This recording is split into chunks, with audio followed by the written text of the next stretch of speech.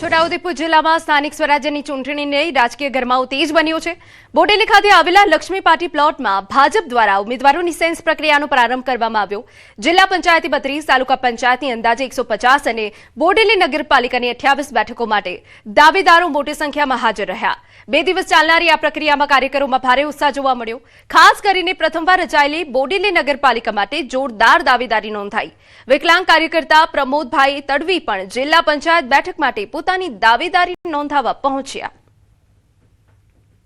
Bharatiya Janata party એ વિચારધારાને વરેલી party છે, વિકાસને વરેલી party છે અને અમે અમારું જે કામ છે એ પ્રજાહિત માટે, લોકોના હિત માટે હર હંમેશ 24 કલાક ભારતીય જનતા પાર્ટીનો કાર્યકર્તા પ્રજા વચ્ચે રહે છે અને પ્રજા સુખાકારી માટે અમે પ્રજા સાથે ઉભા રહીએ છીએ।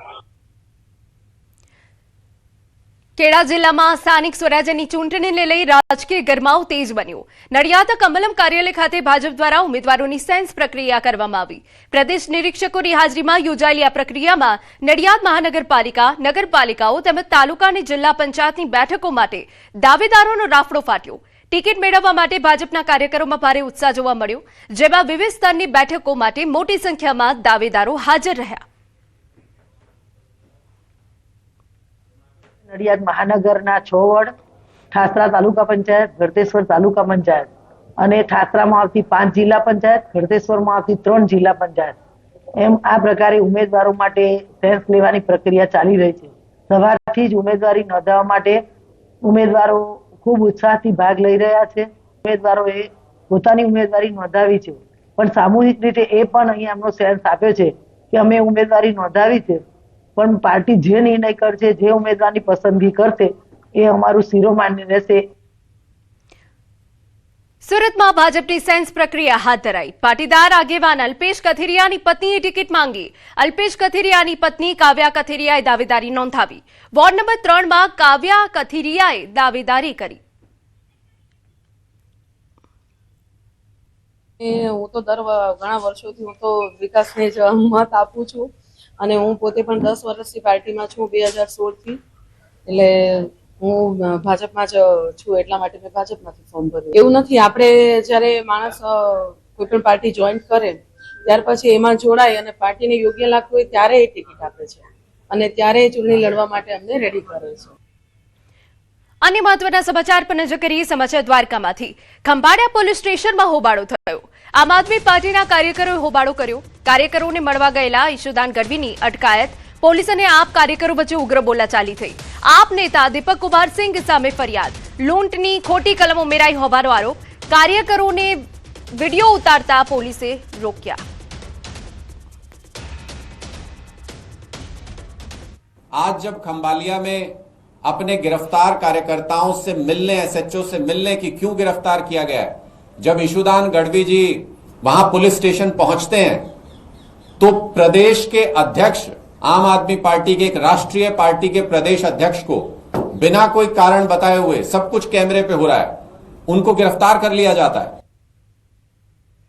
ઈશુદાન ગઢવીની અટકાયતનો મામલો આપના નેતા અનુરાગ ઢાંડાએ આપી પ્રતિક્રિયા। કાર્યકરોને મળવા ગયેલા અધ્યક્ષની અટકાયત કરી। 3 મહિનામાં 160 થી વધુ લોકો સામે ફરિયાદ। आम आदमी पार्टी के प्रदेश अध्यक्ष ईशुदान गढ़वी जी को भारतीय जनता पार्टी की सरकार के आदेश पर खंभालिया की पुलिस ने गिरफ्तार किया है। ईशुदान गढ़वी जी कल खंभालिया के हमारे एक कार्यकर्ता को पुलिस ने उठाया, बेकसूर, बेवजह, और उसे थाने में बंद कर लिया। ईशुदान गढ़वी आज उनसे मिलने गए, उस कार्यकर्ता से, और उस कार्यकर्ता से मिलने जब थाने गए तो ईशुदान गढ़वी को ही उठा करके जो है गिरफ्तार कर लिया गया। આમ આદમી પાર્ટીના નેતા ચૈતર વસાવાએ ગુજરાત પોલીસ અને ભાજપ સામે ગંભીર આક્ષેપો કર્યા। પ્રેસ કોન્ફરન્સમાં તેમણે જણાવ્યું કે માર્ચ મહિનામાં આમ આદમી પાર્ટીના કાર્યકરો પર અંદાજે 34 થી વધુ ખોટા કેસો દાખલ કરવામાં આવ્યા। સ્થાનિક સ્વરાજ્યની ચૂંટણીને ધ્યાનમાં રાખી ભાજપ તેમના પક્ષથી ડરી ગઈ છે અને રાજકીય દબાણ હેઠળ પોલીસ દ્વારા આવા કેસો કરવામાં આવે છે।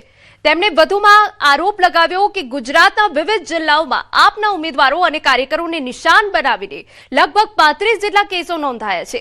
આ તમામ કાર્યવાહી સરકારના ઇશારે થઈ રહી હોવાનું પણ તેમણે જણાવ્યું.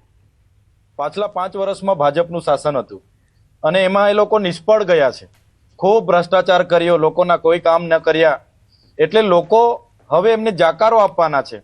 અને જે પ્રકારે આમ આદમી પાર્ટીને સમર્થન મળી રહ્યું છે, ગુજરાતમાં આ માર્ચ મહિના દરમિયાન અમારા નેતાઓને કાર્યકરો પર 34 જેટલી એફઆઈઆરો થઈ, 34 એફઆઈઆરો, અને એ 34 એફઆઈઆરોમાં 150 જેટલા અમારા ગુજરાતના નેતાઓ અને કાર્યકરોને એ લોકોએ કોઈ પણ વાક ગુના વગર એરેસ્ટ કર્યા, એમને પોલીસ સ્ટેશને લઈ જવામાં આવ્યા, એમને ડરાવવામાં આવ્યા, ધમકાવવામાં આવ્યા કે ભાઈ તમે આમ આદમી પાર્ટી છોડી અને તમે કામ કરો.